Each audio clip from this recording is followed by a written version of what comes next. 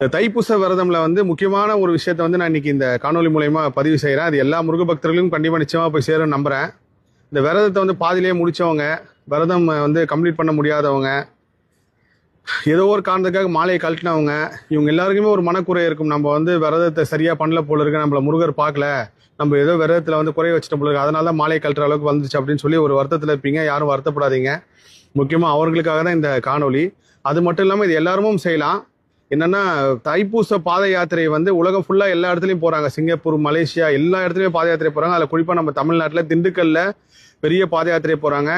பழனி சுற்று வட்டார பகுதியில இருந்து எல்லா இடத்துல இருந்துமே பழனி முருகரை பாக்குறதுக்கு ஸோ இந்த விரதத்தை முடிக்க முடியாம போனவங்க, பாதிலேயே மாலை கழட்டினவங்க, அதே மாதிரி விரதத்துல ஏதோ ஒரு குறை வந்துருச்சா, நம்ம விரதம் முருகர் ஏத்துக்கிட்டாரா, நம்ம விரதம் முருகர் பார்த்துக்கிட்டு இருக்காரு அப்படின்னு ரொம்ப குழப்பமான இருக்கிறவங்க எல்லாருமே இந்த விஷயத்தை செய்யுங்க. இந்த பாத யாத்திரை வரக்கூடிய முருக பக்தர்களுக்கு அவங்களோட பாதமே முருகர் பாதம் தான். அவங்க வணங்கக்கூடிய ஒரு மிகப்பெரிய ஒரு முருக சக்தியில இருக்கிறாங்க. அவங்களுக்கு வஸ்திரம் எடுத்து கொடுங்க.